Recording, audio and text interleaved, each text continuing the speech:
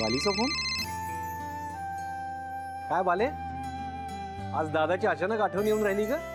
दादा आठवण तर रोजच येते ना. तू ऐक ना, तुला वेळ मिळेल तसं घरी येऊन जा.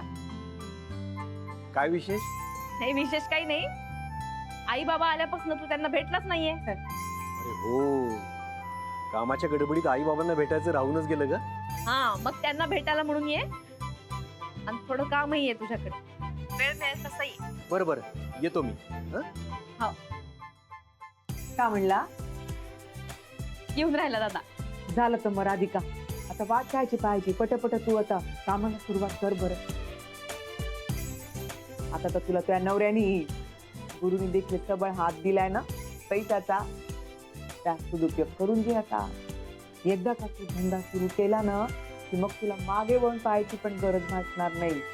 खरे आई, हे माया पाठीशी खंबीरपणे उभे आहेत म्हणून तर सगळं सुरळीत चालून राहिलं. असं जर प्रत्येक काम करणाऱ्या बाईच्या पाठीशी तिचा नवरा उभा असेल ना, किती बरं होऊन जाईल ना. हो, पण ती बाई देखील आमच्या राधिका सारखी आपल्या नवऱ्याच्या पैशाचा सदुपयोग करणारी पाहिजे बरं.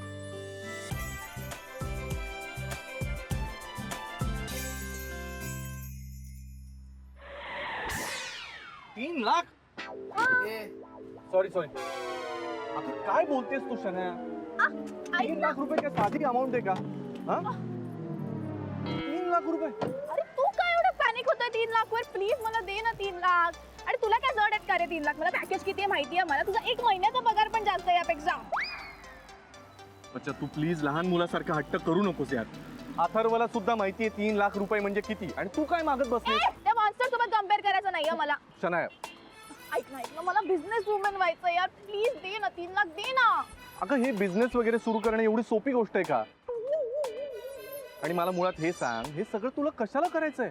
बरं चाललंय की आपलं, तुझा जॉब चाललाय, सॅलरी मिळतेय. हे बघ, बिझनेस मध्ये खूप कष्ट असतात. असं सहजासहजी होत नाही. तुझं कॉम्प्लेक्शन खराब होईल, केस खराब होतील, तुला पार्लरला जायला वेळ नाही मिळणार. त्यापेक्षा आपण एक काम करूया. हा, मी आज एक मस्तपैकी रोमॅन्टिक डिनर प्लॅन करतो. आपण डिनरला जाऊया ना? नाही नाही नाही नाही, नको नाही, नको नको. मग शॉपिंगला जाऊया. तुला हवं ते घेऊ. चल शॉपिंगला जाऊया.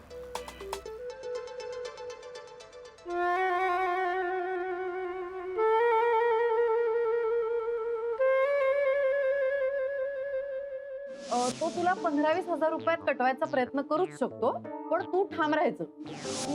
नाही नाही नाही नाही नाही नाही, नको नको नको. तू डिस्ट्रॅक्ट करू नको यार. अरे हा, तुला नवीन मोबाईल घ्यायचा होता ना? एक मस्त नवीन मॉडेल आले, म्हणजे तुझ्या फोनपेक्षा फार भारी लेटेस्ट. चल जाऊन तो घेऊन टाकूया. हा, मला न्यू फोन तर हवाय. हो ना? नाही नाही नाही नाही नाही नाही नाही, मला नकोय काही. अगं चल ना, आत्ता जाऊन घेऊन टाकूया. नाही, तू त्यापेक्षा मला 3 लाख रुपये दे प्लीज यार. तुला तुला वाटत आहे का मी स्वतःहून काहीतरी करावं? तुझी गर्लफ्रेंड बिझनेस वुमेन असेल, विचार कर ना. यू नेव्हर नो यार, माझ्या नावाचा ब्रँड निघेल एखादा. लवकरच मी फॅशन शो अरेंज करेन. यू सी, माझा प्रोग्रेसच होणार आहे आता. हो हो हो, सगळं होईल, पण जरा खाली आहे आता. बच्चा, जरा प्रॅक्टिकली विचार कर.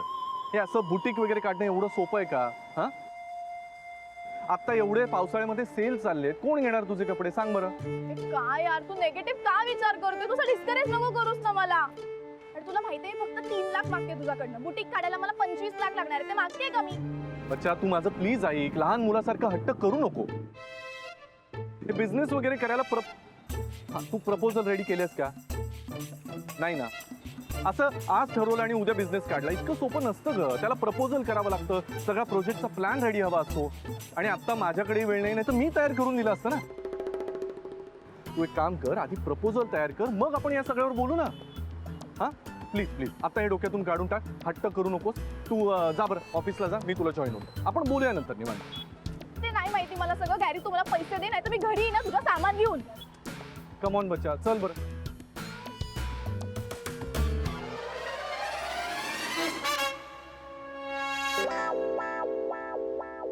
नानाजी, मी ऑफिस मधून घरी चाललो होतो, तेवढ्यात बालीचा फोन आला. आलो लगेच इकडे. त्याला म्हणजे त्या निमित्तानं आपली सगळी पूर्वीची टीम एकत्र आली. हो. पण ते महाजनी काका दिसून नाही राहिले कुठे? येते ते कसं आयत्या वेळी मदत करणारी मंडळी आहेत ती. बकुळा आहे, शिवाय तिच्या त्या काम करणाऱ्या बायका सुद्धा आहेत. आणि आता तर राधिकेचे सासू सासरे मदत करणार आहेत. वा, बढिया. राधिका वहिनी. अरे नानाजी, दादा, काय म्हणताय? आज सगळ्यांनाच बोलवलंय. बसा तुम्ही. ते राधिकेच्या नवीन कामाबद्दल बोलायचं आहे आपल्याला. पण नानाजी, काम सुरू करण्याच्या आधी चहा पिऊन घ्या बरं. चला. घ्या. थँक्यू. घरातली सगळी मंडळी गेलीत कुठे? अथर्व शाळेत गेलाय आणि हे ऑफिसला. आणि आई बाबा त्यांच्या मित्राच्या नातवाची मुंज आहे ना, तिथे गेलेत. अरे वा, नागपूरकर मंडळी मुंबईत रमायला लागलेत. हो, आई बाबा खूपच सांभाळून घेतात. आता होत आहेत हळूहळू मुंबईकर. बर सर, राधिक, कामाची यादी केलीस ना? हो.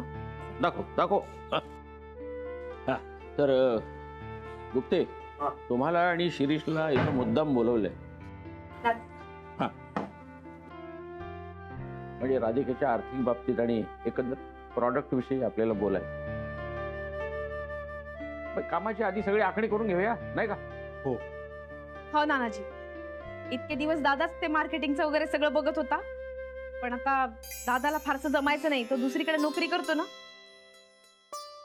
त्याच्यावरती फार भार टाकून चालणार नाही. तो आठवड्यातले 2च दिवस देऊ शकेल. बाले, तू त्याची कशाला काळजी करून राहिली का? माझं मी मॅनेज करेन. हे बघ, हवं तर 7-8 दिवस सुट्टी काढतो मी. एकदा का तुझं बसताना बसलं की माझ्या कामाचं मी बघेन. काय? दादा जी मदत करायची आहे ते तुझं काम सांभाळ. या बाबतीत मी तुझं काहीच ऐकून घ्यायची नाही. अगं पण बाले, तुमचं दोघांचं झालं. मेन मुद्दा बोलायचा का? तर सगळ्यात आधी व्यवसाय सुरू करायचा म्हणजे दुकानाला जागा बघायला हवी, नाही का? ती सुद्धा हवेशीर, मोकळी आणि आपल्या खिशाला परवडणारी. बरोबर. ते माझ्याकडे लागलं नानाजी. माझा एक मित्र आहे राणे म्हणून, ब्रोकर आहे तो. मी त्याच्याकडे बालीला घेऊन जातो. तो नक्की जागा बघून देईल, चांगली बघून देईल. चला, म्हणजे जागा बघायचं काम शिरीषकडे. हो, पण जागेसाठी लागणारं डाऊन पेमेंट नाही, म्हणजे पहिली सगळी तयारी ठेवायला लागेल तुम्हाला. हो, नाही त्याची फारशी काळजी नाही. माझ्याकडे आहेत थोडेफार पैसे. आणि शिवाय हे मदत करायला तयार आहेत. राधिके, हे बघ, फार मोठं पाऊल उचलतेस. सारासार विचार कर, मार्केटिंगचा नीट विचार कर आणि मग उडी मार. नानाजी, मेहनत करायची माझी पुरी तयारी आहे. मला फक्त तुमच्या मार्गदर्शनाची गरज आहे. तुम्ही सांगाल तसं मी करेन. यांची खूप इच्छा आहे. यांना मला मोठं झालेलं पाहायचं. ऐकून छान वाटलं. हा, तर मग शिरीष, लिहून घे.